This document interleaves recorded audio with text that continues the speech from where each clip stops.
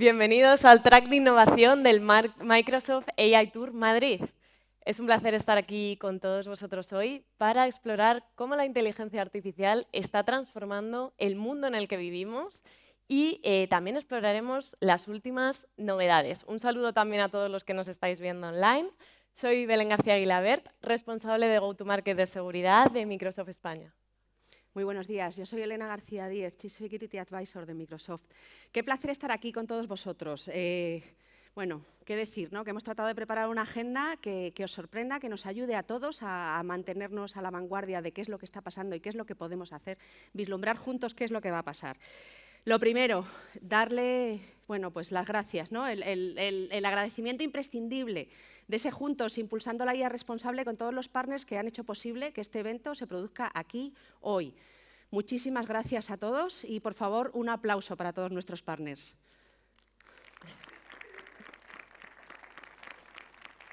Muchísimas gracias, muchísimas gracias. Un saludo también a esos que nos seguís. Yo realmente con los focos no veo ni los que están aquí, así que casi veo igual los que están en streaming. Muchísimas gracias por estar ahí. Empezamos rápido con la info general del evento, ¿vale? Queremos que aprovechéis para tener la experiencia más completa. Como decía Belén, este es el track de innovación al que os damos la bienvenida. El evento corre con 3 tracks en paralelo, ¿vale? El del IA para la empresa, este de innovación y el de aplicaciones inteligentes. Os recomendamos también visitar el Connection Hub para conectar efectivamente con todos los socios tecnológicos especialistas. Utilizad a nuestros expertos hoy, ese Ask the Experts que está a vuestra disposición, para conversaciones y también para mucha demo y para demostraciones concretas que necesitéis que os resulten de interés.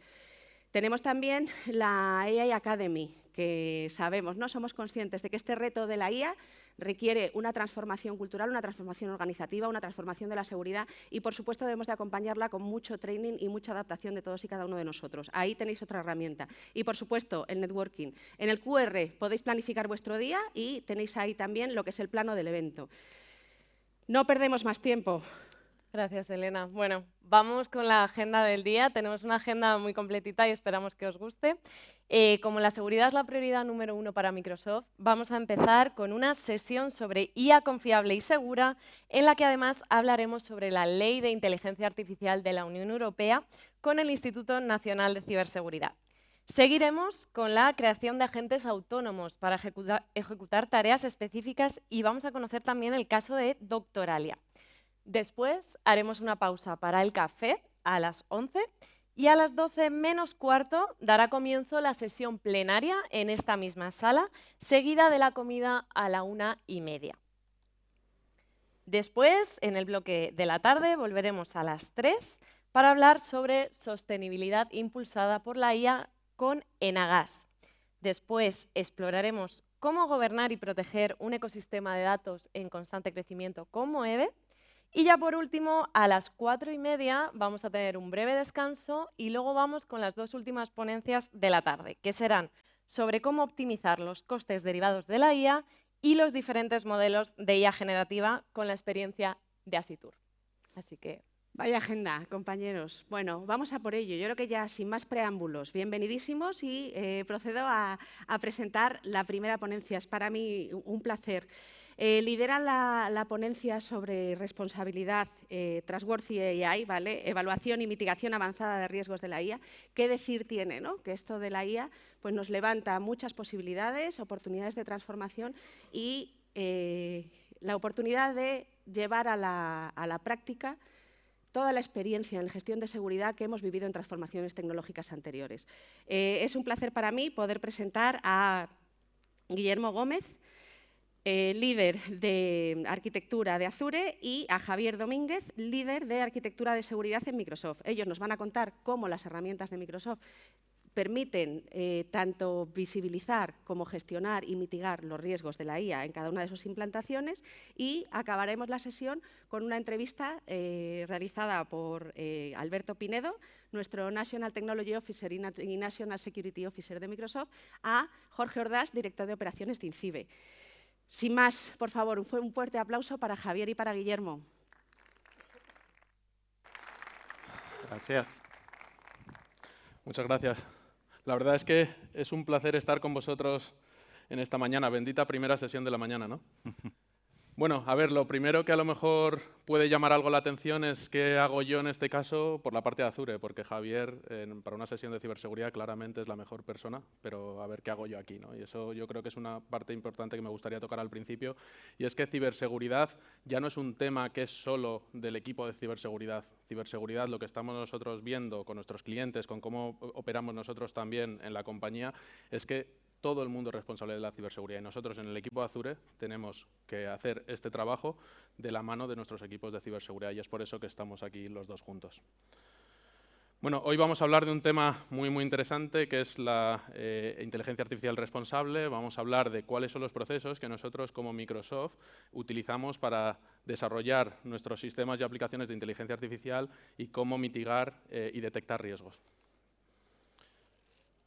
Primero de todo, siempre me gusta empezar por el porqué, ¿no? Y hay aquí dos temas muy importantes. El primero es que al final la inteligencia artificial tiene un impacto en el negocio. Y estamos viendo que nuestros clientes, antes de comprar, quieren tener transparencia en cuanto a cuáles son esas políticas de inteligencia artificial, hasta el punto de que si esa confianza con el proveedor se ve quebrantada de alguna manera, están totalmente dispuestos a cambiarse de proveedor, con lo cual es muy importante este tema de cara a no perder clientes. También vemos que afecta a los beneficios directamente, porque una inteligencia artificial responsable, bien implementada, hace que haya más lealtad entre los empleados, los clientes y hace que impacte a los beneficios. Nosotros en los datos vemos alrededor de un 2x. Y luego también trae varios riesgos y retos que antes no teníamos. El primero de todos, y es una de las mayores preocupaciones de los líderes de las empresas, es el miedo a la hora de hacer un despliegue de inteligencia artificial de la fuga de datos sensibles. Y esto es una cosa que al final yo creo que todos tenemos en mente, ¿no? Luego también está el problema de Shadow AI. Alrededor del 50% de los empleados van a utilizar o están utilizando aplicaciones de inteligencia artificial que no son parte de la gobernanza de la empresa ni está dentro de las políticas y esto también acarrea un riesgo. Luego hay vulnerabilidades que son de diferente índole, ¿no? Tenemos prompt injections, por ejemplo, y aquí tenemos que ver cómo vamos a mitigar estas situaciones. Y por último tenemos cumplimiento, que cumplimiento, el mayor problema es qué tengo que hacer para yo cumplir con las diferentes regulaciones que hay. Por ejemplo, acabaré hablando del EU AI Act, ¿vale? Que está ya disponible. Entonces, da igual en qué tipo de negocio estemos, cuáles sean los objetivos, la confianza tiene que ser la base de todo lo que hacemos para que luego no hayan consecuencias que sean peores. Entonces, una de las preguntas que nos hacen es, a ver, como Microsoft en el último año hemos lanzado muchísimas aplicaciones de inteligencia artificial. ¿Y cómo lo hacemos de una manera tan rápida cuando encima decimos que lo hacemos de una manera responsable, ¿no? Y esto viene por mucha experiencia que tenemos, especialmente de cuando tuvimos el acceso de manera temprana de los modelos de OpenAI, donde nosotros pudimos hacer mucha investigación, mucho desarrollo, y todo esto lo implementamos en una operacionalización de la IA, que en verdad no viene solo de ahora, porque nosotros como Microsoft venimos desarrollando inteligencia artificial en nuestros productos desde décadas.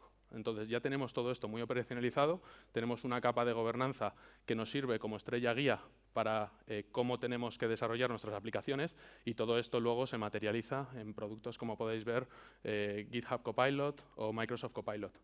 Luego está la capa de Azure AI. Nosotros al final todos estos aprendizajes los hemos implementado en esta capa y es la capa común para nosotros desarrollar todas estas aplicaciones. Eso lo que hace es que tengamos la capacidad de poder, ¿cómo diría yo?, escalar de una manera con esta misma gobernanza que yo menciono y también que nuestros clientes tengáis acceso a poder desarrollar vuestras propias aplicaciones con esta capa común que está ya probada de una manera muy robusta por medio, le hemos aplicado muchísimo estrés y tenemos todos estos procesos ya puestos en esa capa y luego hablaremos de las diferentes capas que hay de mitigación.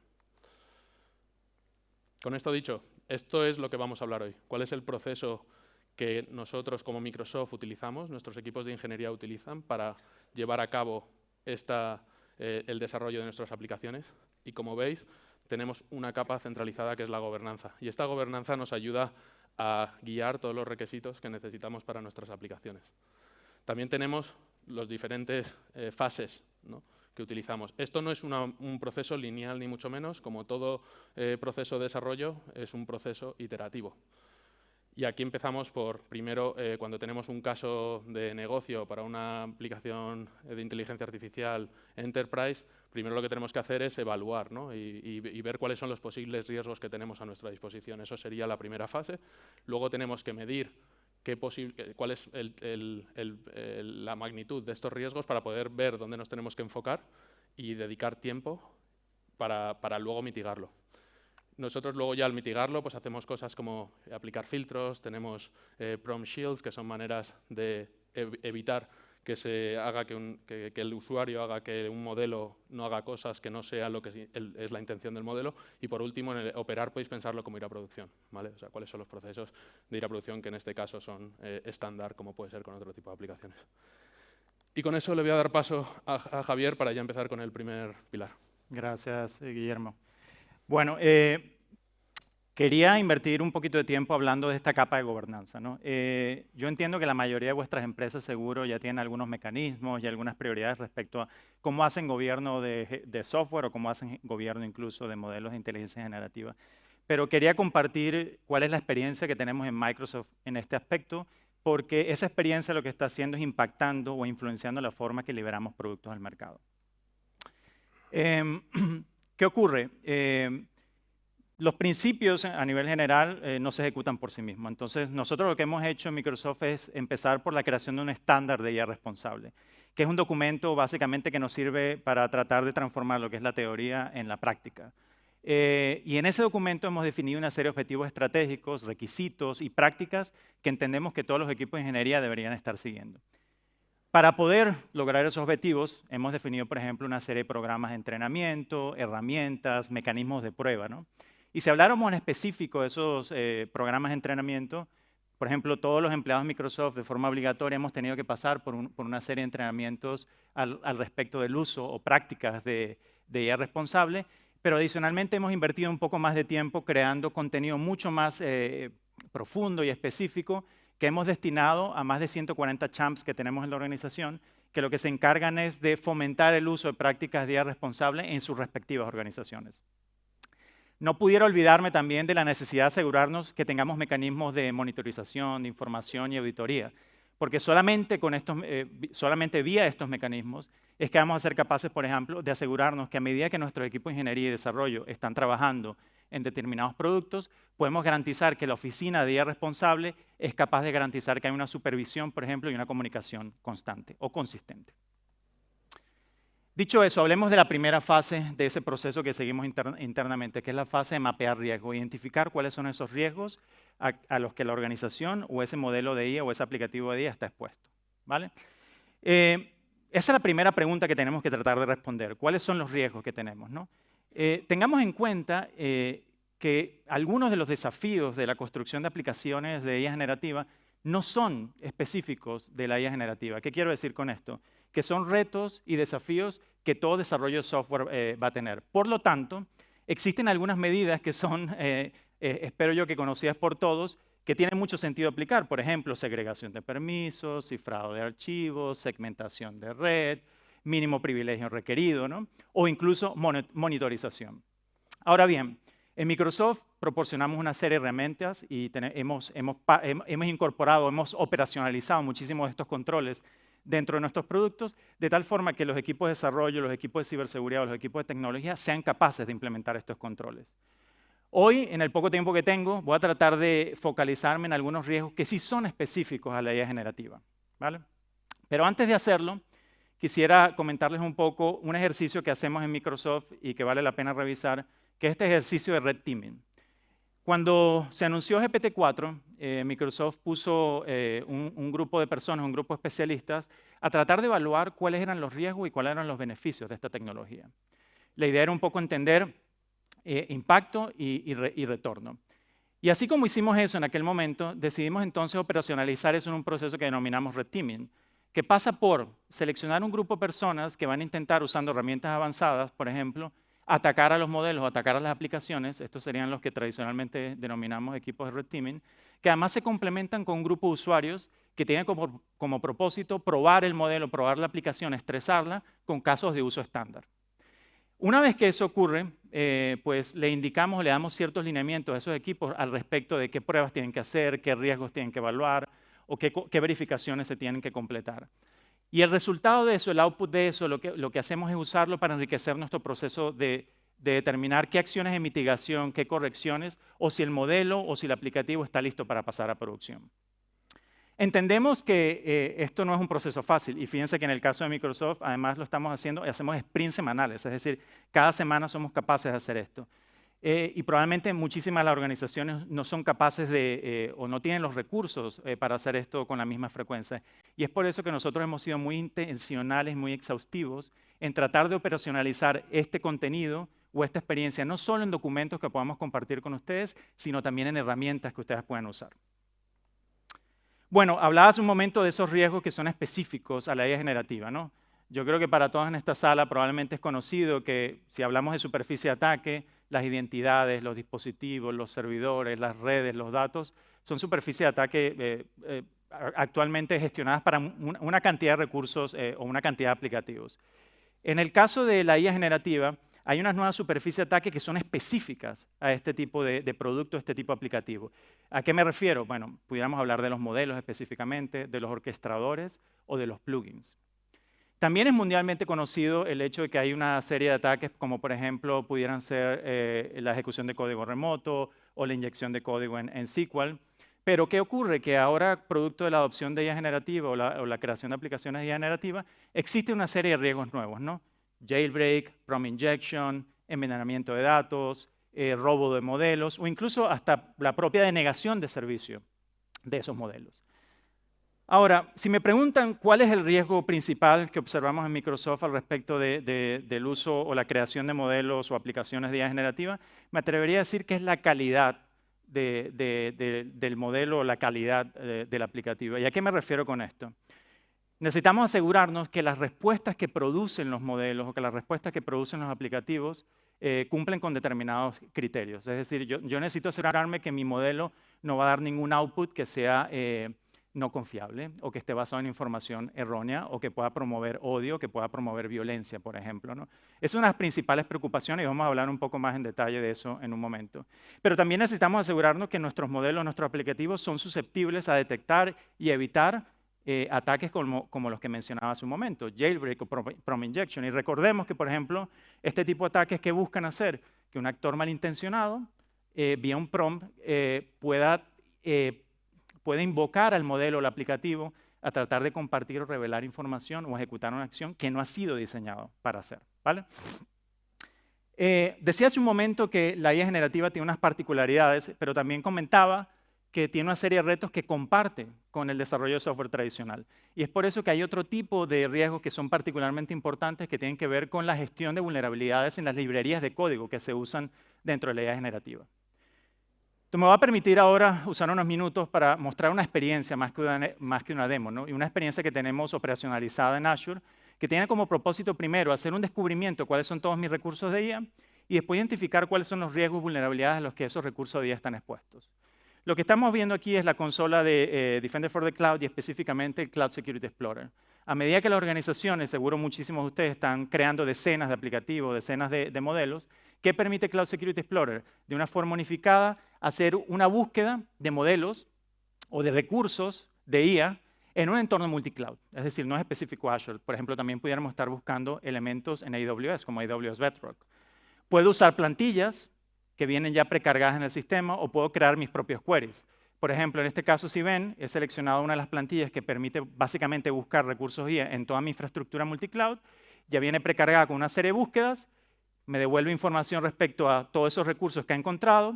Si quiero hacer clic en detalle, puedo ir a ese modelo DALI, por ejemplo, y tratar de observar alguna información adicional, como por ejemplo pudiera ser dónde vive ese recurso, entidades que se ven afectadas, o incluso este mismo proceso nos va a ayudar a informar mejor la evaluación de riesgo o de vulnerabilidades que tiene el modelo.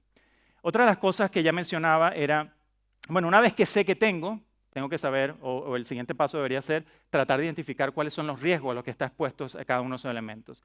Y en el caso de Azure o en el caso de Defender for the Cloud, esto lo podemos hacer de dos formas, usando Attack Path Analysis, que es básicamente una herramienta que va a simular la perspectiva del atacante y me va a indicar cómo esos recursos de IA, esos aplicativos de IA pudieran potencialmente verse vulnerados. Y si seleccionar uno de ellos, podemos ver que me da muchos detalles, por ejemplo, el origen, el impacto, el destino de ese ataque, cuál es la secuencia de eventos que tuvieran que ocurrir. Y en este caso me está mostrando, por ejemplo, que hay una máquina virtual en Azure que está expuesta a Internet y que vía una vulnerabilidad me da acceso a una llave en AWS que finalmente me permitiría tener acceso, por ejemplo, a AWS Bedrock, ¿no?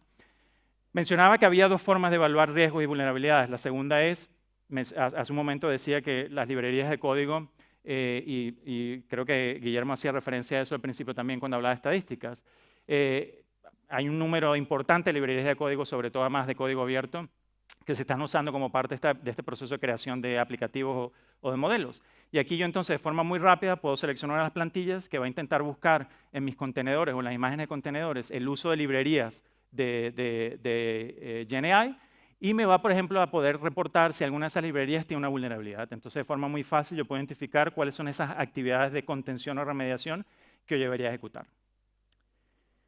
Pasamos a la otra fase del proceso que comentaba Guillermo, que es la fase de medición, que es básicamente tratar de identificar cuáles son esos problemas a los que mi IA se puede enfrentar, ¿no? Ya en este caso estamos hablando, por ejemplo, de la capacidad de identificar si las respuestas que está produciendo la IA generativa son confiables, ¿no? Y tendremos que tratar de responder esa pregunta. Este proceso no es sencillo, by the way, ¿no? O sea, no pretendo simplificarlo. ¿Por qué? Porque, por ejemplo, a la hora de evaluar, por ejemplo, modelos de Machine Learning tradicional, era muy fácil. Todo se basaba, por ejemplo, en la precisión. Y calcular la precisión era relativamente fácil, porque básicamente consistía en determinar el número de predicciones correctas y dividirla entre el número de predicciones totales. El caso de la IA generativa no es tan fácil, porque hay una serie de elementos adicionales que me gustaría evaluar, ¿no? Como, por ejemplo, saber si la información que se está produciendo es justa, si está basada en datos confiables, si es correcta, si es gramaticalmente correcta.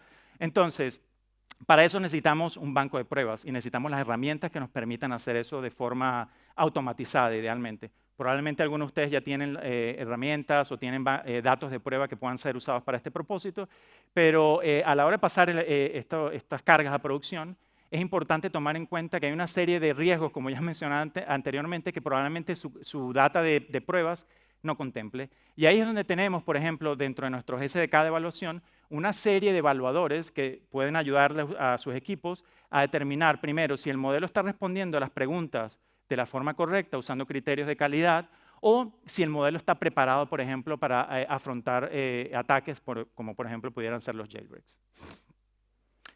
¿Cómo podemos hacer las pruebas? Bueno, el primer paso para hacer pruebas pudiera ser manual, y es la evaluación manual de esos modelos, de esos aplicativos. Y en el portal de AI Foundry hemos puesto a disposición de los equipos la posibilidad de evaluar manualmente los prompts y la respuesta a esos prompts, con el propósito, por supuesto, de generar más confianza en el modelo. El siguiente paso sería ver cómo hacerlo de forma automática. Y hacerlo de forma automática también está disponible en el portal de AI Foundry, y lo que nos permite es, por ejemplo, evaluar la calidad de las respuestas usando métricas asistidas de AI, es decir, no solamente usando las métricas de Machine Learning, como ya comentaba anteriormente, donde podemos buscar relevancia, coherencia o, por ejemplo, gramaticalmente correcto, ¿no? Es también en ese portal donde podemos, por ejemplo, también ser capaces de evaluar ciertos riesgos, ciertos elementos de seguridad, como por ejemplo la posibilidad de responder a ataques de jailbreak. Y si es necesario, porque pudiera ser el caso, a mí me interesaría crear una evaluación customizada, porque yo pudiera estar buscando que las respuestas de mi aplicativo también, por ejemplo, fueran amigables o fueran engaging. Entonces yo pudiera crear esa definición y evaluar mi aplicativo de forma automática contra esa definición. Voy a ir un poco rápido aquí por temas de tiempo, pero tenía un video donde básicamente quería mostrar cómo es viable, usando código que ya los desarrolladores están acostumbrados y que en este caso pudiera ser usado para hacer evaluaciones locales, que vale la pena mencionar que hay dos tipos de evaluaciones que podemos hacer. La evaluación local usando mis propios recursos, una evaluación en el cloud que me va a permitir escalar mucho más la forma que estoy comprobando mi modelo, mi aplicativo. Y una vez esa comprobación termina, básicamente basándose en unos criterios contra los cuales quiero evaluar mi aplicativo y usando una data de prueba, lo que vamos a ver es que yo puedo después conectarme al portal de AI Foundry y ver los resultados. Y me va a mostrar en una forma bien amigable, primero, cómo mi aplicativo está siendo rankeado contra esos criterios que ya mencionaba hace un momento, de fluidez, por ejemplo. Vamos a ver que en este caso, esta comprobación va a reportar un score de 4.3 en fluidez, que puede ser un punto de partida. Idealmente me gustaría estar en 5, ¿no? Y después me puedo navegar a la otra pestaña donde me va a mostrar cuáles son los riesgos que podemos haber detectado en mi aplicativo. Por ejemplo, hay contenido violento, contenido sexual. Y lo importante es que uno de los retos que mencionaba en una de las slides anteriores es que me va a dar información del por qué ha sido detectado. Es decir, voy a poder tomar decisiones al respecto, ¿no? Que es una de las cosas que tenemos que hacer a highlight. Dicho eso, le voy a pasar ahora el stage a Guillermo para que hable de dos fases importantes también. Vale, voy a ir un poco rápido por tiempo, pero bueno, la siguiente fase sería mitigar, ¿no? Hemos ya mapeado, hemos evaluado y ahora tenemos que mitigar. Y aquí tenemos, en nuestra experiencia estamos viendo que hay 4 capas en cuanto a mitigación que tenemos que tener en cuenta. Tenemos el modelo, el sistema de seguridad, luego tenemos System Message and Grounding y User Experience. Las 2 primeras, así en resumidas cuentas, son parte de la plataforma. Y eso es algo que nosotros hacemos y no hay que hacerlo, es que sería común para todas las aplicaciones. Las 2 siguientes, System Message and Grounding y User Experience, sería ya dependiendo de cada aplicación, de las necesidades de cada aplicación, pues va a tener un tipo de mitigación u otro. Y eso puede variar mucho de aplicación en aplicación. ¿Cómo hacemos este filtrado? Pues tenemos uno de nuestros productos que nosotros hemos desarrollado para nosotros mismos y damos acceso a nuestros clientes, que es Azure AI Content Safety. Tiene 3 tipos de filtros, que es el filtro de contenido, donde tiene filtros de violencia, de hate speech, etcétera. También puedes hacer categorías custom. Tenemos Prompt Shields, que es para temas de prompt injections, y tenemos detection models que van más allá, pues temas de copyright, pueden ser temas que también pueden ser customizados en este caso, ¿vale? Quería enseñaros rápidamente cómo funciona Content Safety, y entonces aquí lo que he hecho es, tenemos ya unos filtros que vienen predeterminados, todos vienen con una permisividad media. He bajado el de la violencia al máximo para decir no quiero nada de violencia, ¿no? Y en el test que pongo en el prompt, pues bueno, pongo un prompt un poco agresivo, digamos, ¿no? En este caso es, ahora no recuerdo exactamente, pero voy a hacer que esto sea un infierno, me voy a cargar a todos mis enemigos, un poco, voy a pintar las paredes de sangre. Esto cuando le damos a hacer el test, claramente nos da un resultado de que es violento, ¿no? Obviamente, y lo rechaza, ¿vale? Voy a ir avanzando, pero tenía preparado otro prompt en el que quiero ver como que es un poco agresivo, pero en verdad no es agresivo y el resultado es que no es violento, entonces en ese caso sí que estaría permitido. Luego tenemos System Message, que aquí más que nada lo que hemos aprendido es que no se trata solo de qué no decirle al modelo, sino también qué debe hacer el modelo. O sea, no decirle qué no debe hacer, sino también qué debe hacer. Y en este caso tenemos la posibilidad de definirlo y luego a la hora de hacer los prompts podemos elegir qué tipo de comportamiento queremos que tenga. Y esto es un proceso iterativo, o sea, mides, mitigas hasta que llegas a un momento en el que ya no tenemos detectados riesgos por debajo del threshold que necesitamos y entonces vamos a operar, que operar, voy a ir muy rápido, operar es básicamente ir a producción, entonces es igual que cualquier otra aplicación en la que vayamos a ir a producción, ¿vale? Tenemos un plan de despliegue por fases, tenemos respuesta a incidencias, tenemos un plan por en el caso de que hayan riesgos de tipo más severo y con eso ya estaríamos listos para sacar la producción. Para acabar, que sepáis que está ya en vigor el AI Act de la Unión Europea, entonces que lo sepáis, pero ahora la pregunta es, ¿qué es esto, no? Pues nosotros tenemos en nuestro Compliance Manager como parte de Purview la capacidad de poder ver qué son las cosas que tengo que hacer, cuáles son los checks que tengo que hacer en mis aplicaciones, tanto dentro de la plataforma como fuera de la plataforma para asegurarme que mi aplicación cumple con estas regulaciones, puede ser esta o puede ser NIST y hay muchísimas más. Y con eso le voy a dar el paso a Alberto Pinedo y a Jorge Ordaz de INCIBE, que van a hablar un poco más de cómo esto se hace en el mundo real. Bueno, buenos días a todos. Sacar la chuletilla. Bueno, Jorge, pues nos toca... Vamos un poquito justitos de tiempo, ¿verdad, Belén? Un poquito. Bueno, yo creo que nos van a dar un poquito de margen. Bueno, me gustaría primero presentar a Jorge Ordaz. Encantado de tenerte aquí. La verdad es que todos los años traemos siempre a alguien del mundo de ciber a este tipo de eventos. Jorge es ingeniero industrial, además es doctor en ingeniería en sistemas inteligentes, ha sido subdirector general de la DGT y ahora es director de operaciones de INCIBE. Así que no sé, casi te diría, porque INCIBE es el Instituto Nacional de Ciberseguridad, para el que no lo sepa, y yo creo que hay mucha gente que lo sabe, pero si nos puedes hacer ahí una pequeña introducción y nos cuentas un poco qué hacéis. Bueno, pues nosotros somos una sociedad mercantil que somos el CERT del sector privado. Es decir, cuando algo sucede en términos de ciberseguridad en el sector privado, el sitio al que llamar para informar y para que acompañemos ese incidente es el INCIBE. Y luego, aparte de eso, bueno, pues nos hemos convertido también un poco en una herramienta de financiación al sector privado, a pymes y a grandes empresas, y en el futuro pues también somos el nodo de competencia de la Unión Europea para continuar con esta financiación para conseguir aumentar las capacidades de España en materia de ciberseguridad. Y ahora tenéis un reto importante, ¿no? Porque con todo esto que se nos viene encima de la inteligencia artificial, qué duda cabe que, como contaban antes mis compañeros Javier y Guillermo, la superficie de exposición que ya teníamos era una, ahora se abre, ¿no?, a otros ámbitos, a otras áreas, ¿no? Habremos visto el tema de los prompts, el tema de los sistemas de IA, ¿no? A mí me gustaría, como primera pregunta, saber un poco pues, cuál es vuestra visión desde INCIBE en esta transformación de la IA y cuál es el impacto que estáis viendo o que creéis que va a tener pues, en el mundo de la ciberseguridad, ¿no? Además, creo que tú y yo hemos hablado alguna vez de la IA en la ciber y la ciber en la IA, ¿no? Yo creo que Sí. si nos puedes contar un poquito cuál es esa visión que tenéis y también desde el punto de vista de la gobernanza de los datos. Sí. ¿Cómo lo estáis viendo? Bueno, pues desde el mundo de los datos es verdad que entramos en una zona en la que la privacidad se puede opacar de alguna manera, hay que asumir ahí ciertos riesgos, las empresas están preocupadas por esto. Es verdad que otro reto, digamos, es lo que tiene que ver con la fidelidad del dato, ¿no? Si de verdad lo que consigues, el producto final de la IA, es un producto de calidad en base a lo que lo alimentas, y ahí se centran muchos de los ataques, precisamente en atacar la alimentación y el entrenamiento de los algoritmos.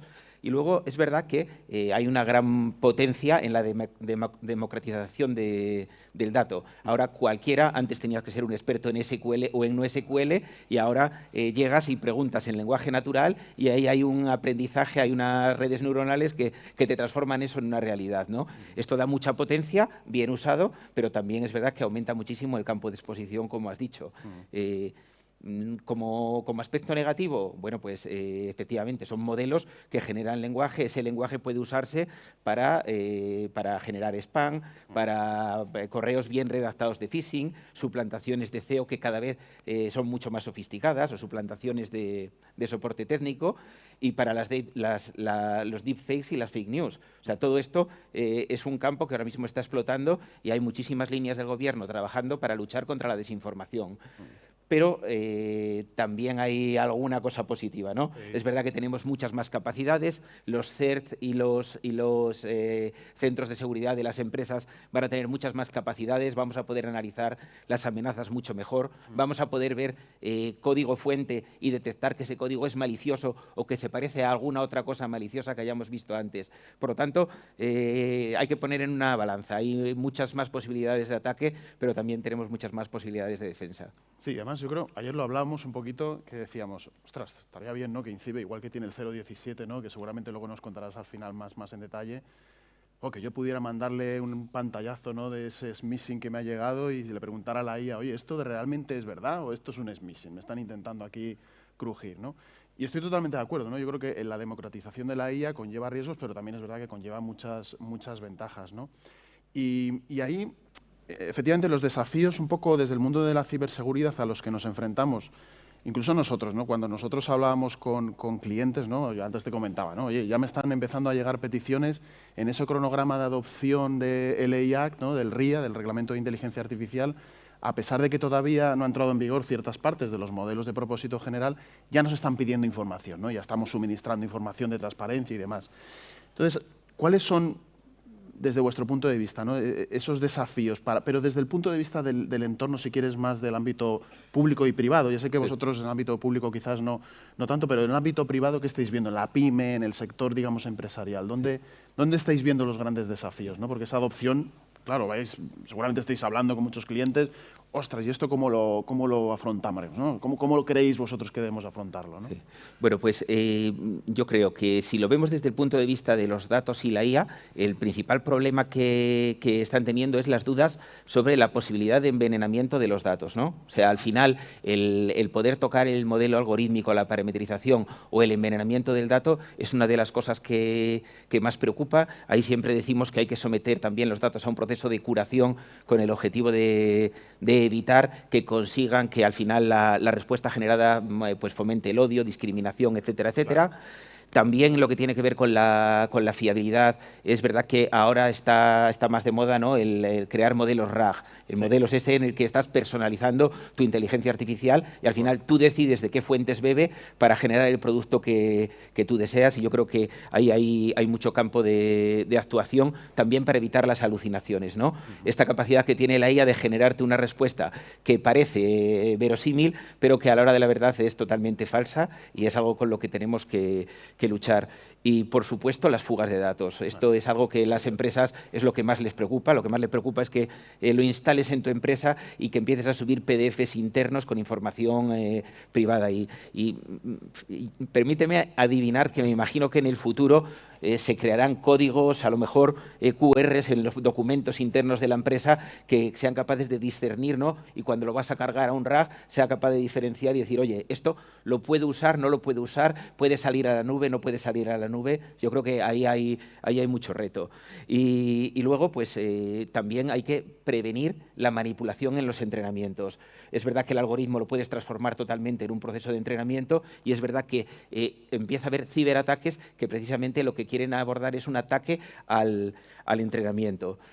Y otro campo, por enumerar otro que también ahora mismo es de gran preocupación, es los sesgos de la IA, ¿no?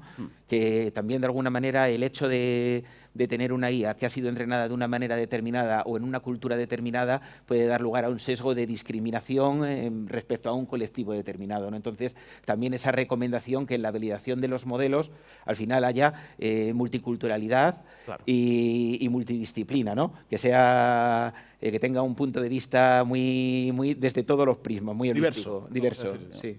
Esto, la verdad es que es, tal como estabas contando, yo me estaba acordando año 2000, finales del año 2021, principios del 22, las primeras pruebas que hacíamos de red teaming que mencionaba antes Javier dentro de Microsoft en Copilot, ¿no? Y había cosas que los que estábamos en el segundo anillo del Friends and Family nos íbamos probando a ver cómo rompemos esto, ¿no? Y uno de los aspectos que veíamos más relevante justamente era el tratamiento de la información y cómo de factual y determinista eran los modelos. De cuando yo le pregunto hoy algo y me da una respuesta, le pregunto mañana y que me dé la misma, porque al final lo que busco es eso.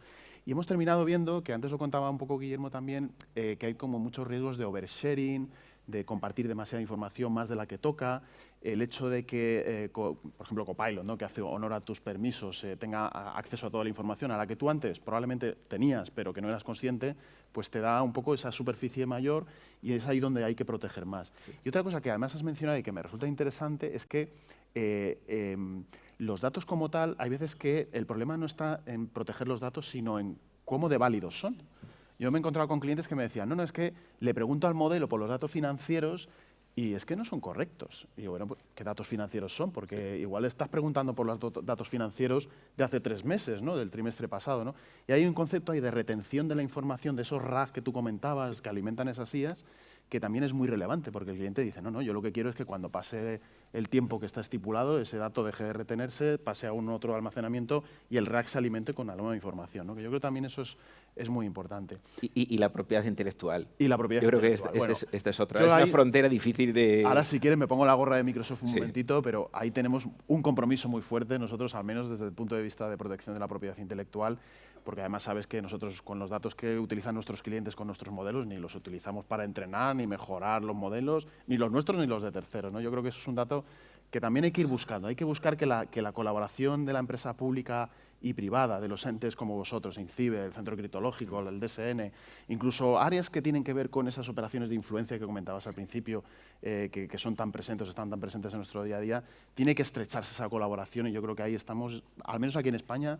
Yo me siento muy orgulloso, no sé si vosotros, pero al menos yo, de la parte que a mí me toca, muy orgulloso de la colaboración. quería hacerte una pregunta justamente en esa línea, ¿no? Antes han mencionado mis compañeros el AI Act, ¿no? El AI Act o el RIA, el Reglamento de Inteligencia Artificial. Me gustaría saber ahí qué oportunidades vislumbráis, ¿no? Como INCIBE, ¿no? Desde el punto de vista de implementación, ¿vale? Hemos hablado pues, de los sesgos, hemos hablado de los peligros que traen, ¿no? De estos modelos que están entrenados en culturas diferentes, etc. Y me gustaría, sobre todo especialmente en lo referente a los riesgos asociados y cómo esa colaboración público-privada puede ayudar a hacer que la sociedad sea más segura, más resiliente. Ayer leí un artículo de la OTAN que decía sociedad resiliente, defensa resiliente, infraestructuras resilientes, ¿no? ¿Cómo podemos ahí ser más, digamos, productivos o ser más potentes como país, ¿no? Bueno, yo creo que lo primero una de las cosas que destacaría yo del reglamento de la Unión Europea es que fomenta que los Estados miembros creen sandbox. O sea, lugares de prueba. Yo creo que es muy positivo que si Microsoft dice que Copilot no divulga cierta información, pues colocarlo en un sandbox y a lo mejor es pedir un certificado y decir, oye, Copilot es free de exportar información, ¿no? Yo creo que eso es importante. Luego, el reglamento es verdad que de manera transversal trata la ciberseguridad. Exige una identificación y gestión de riesgos, exige el Security by Design, hace relación también con el reglamento, con el CRAD, el Cyber Resilience Act. De hecho, te dice que cualquier sistema con elementos digitales que tenga IA tiene que referirse a este reglamento. Al final, todo está basado en el riesgo. Hasta la propia clasificación que hace de los sistemas lo hace basado en el riesgo y hace una diferenciación muy clara. Si eres un videojuego, no te aplica.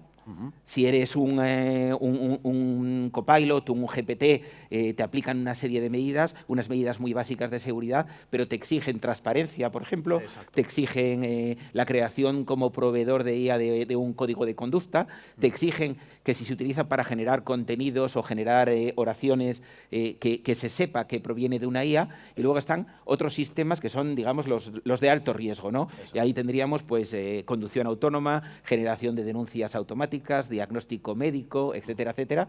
Y para esos sistemas sí que ya exige toda la capa de ciberseguridad, transparencia, calidad del dato, pues modelos de entrenamiento muy probados y también una supervisión humana al final, ¿no? Entonces, todo esto está claro que es un camino que tenemos que andar. El reglamento de la Unión Europea es el primer reglamento que hay en materia de ciberseguridad, por lo tanto, nos queda mucho que aprender, ¿no? Bueno, lo positivo yo creo que es que, o sea, al menos desde nuestro lado, o sea, las 33 notas de transparencia de nuestros sistemas de IA ya están dando esa información.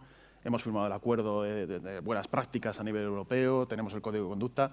Es verdad que tenemos los activos, pero siempre, como en esto de la ciberseguridad, no hay riesgo cero, ¿vale? Y siempre va a haber riesgos y siempre va a haber los malos que van a estar ahí intentando apedrearnos los sistemas de IA y cualquier otro sistema de software. La colaboración público-privada tiene que ser fundamental, ¿no? Sí. Me gustaría acabar preguntándote en qué estáis, ¿vale? Porque, claro, aquí, no sé, te voy a dar 5 minutos de... Sí. Cuéntanos lo que quieras, o cuéntales lo que quieras, ¿no? Un poco también pensando en el contexto. Luego vamos a hablar de agentes, incluso de agentes autónomos, que, bueno, estamos viendo también... Dentro de la casa hay una discusión ahora de cómo vamos a gobernar todo eso, ¿no? Y eso es importante también, y es un ejercicio que estamos realizando internamente, ¿no? Para trasladar de manera sencilla cómo hacer las cosas. Pero me gustaría un poco palpar un poco qué se está viviendo dentro de INCIBE ahora mismo, ¿no? Vale. Bueno, pues la inteligencia artificial, desde luego, no nos es ajena, ¿no? Es un campo que sabemos que cuántica e inteligencia artificial nos va a ocupar en los próximos años. No menciones la cuántica porque si no ya nos vamos de tiempo. Bueno, pero que son campos que son futuristas y que tenemos que afrontar, ¿no? Entonces, ¿con qué hemos empezado? Bueno, pues hemos empezado con análisis de toxicidad. Hemos cogido todos los algoritmos del mercado y estamos analizando, les hemos sometido a baterías de pruebas para certificar que cuando les pides, por ejemplo, oye, dame en código en Python para un malware que haga esto y esto. Bueno, pues según cómo lo preguntas, hay algoritmos que son más vulnerables a darte el código hecho o no, y que es un código que hemos probado que se ejecuta y que funciona. Quiero decir que aquí la capa de riesgo es importante. Entonces, hemos empezado con análisis de toxicidad, luego han empezado a aparecer modelos cada vez más que te piden instalarlo en local. Apareció DeepSeek, esto ha supuesto una disrupción, una competición entre los distintos proveedores de IA, y lo que estamos es también estableciendo un mecanismo para demostrar si de verdad esos modelos trabajan en local o no, si hay pérdidas de datos o no. Ya. Y los estamos monitorizando y tenemos que sacar nuestras propias conclusiones. Con vosotros también firmamos un acuerdo para trabajar con Copilot, con la Universidad de León, con Noemi Castro, que es una investigadora de la Universidad de León. Tenemos también un acuerdo con el Centro de Supercomputación y ahí hemos estado haciendo pruebas, ¿no? Y más allá de que efectivamente Copilot for Security es algo que demuestra que es una herramienta pues, muy usable, pues hemos visto la capacidad que tiene, ¿no? Para incorporar corpus de ciberseguridad, para incorporar informes de amenazas, de incidentes, etcétera, etcétera, y cómo aumenta la calidad del dato y de las respuestas que te da. Y también, por ejemplo, hemos hecho una prueba, un estudio sobre traducción de vulnerabilidades. Ya sabéis que el INCIBE es el CNA-RUT, el único de los 5 que hay en el mundo, CNA-RUT, de vulnerabilidades, somos el único de habla hispana. Entonces, tenemos la labor de traducir al español todas las CVE. Entonces, el buscar mecanismos en la IA para hacer esto es importante y pues hemos visto cómo Copilot en 0,97 segundos nos ha dado la respuesta de tiempo medio. Quiero decir, ya de estar aquí, por lo menos contar algo bueno de cosas que sí que hemos ido viendo. Por lo menos contar algo bueno, ¿no? Y luego, por último, pues lógicamente es verdad que tenemos el teléfono 017, recibimos al año 100.000 llamadas para preguntarnos por ciberseguridad. En ese análisis de las conversaciones es verdad que hay mucha vía de trabajo y actualmente también estamos trabajando dentro del CER, dentro del Centro de Respuesta a Incidentes. Tenemos nuestros sistemas para catalogar los incidentes, pero todo esto tiene muchísima información. Entonces, ser capaz, vía API, de hacer un análisis exhaustivo con modelos entrenados para luego poder generar información del estilo de, oye, ¿dónde se nos dan los ransomware? ¿En qué sector se están dando? Para poder crear guías ad hoc para el sector energía, para el sector alimentación, etcétera, etcétera, pues son vías en las que estamos trabajando muy decididamente y que vemos que pueden ser el futuro. Ostras, pues me has dejado de piedra. Yo pensaba, digo, bueno, me contará 3 o 4 cosas, pero estáis ocupados, ¿eh? Sí, estamos entretenidos. Bueno, pues nada, Jorge, un placer tenerte. Espero que repitamos el año que viene, ¿vale? Y nos cuentes cómo ha acabado todo esto, ¿vale? Espero. Y nada, pues nos vemos ahí fuera, ¿vale? Muchas gracias, Alberto. Gracias.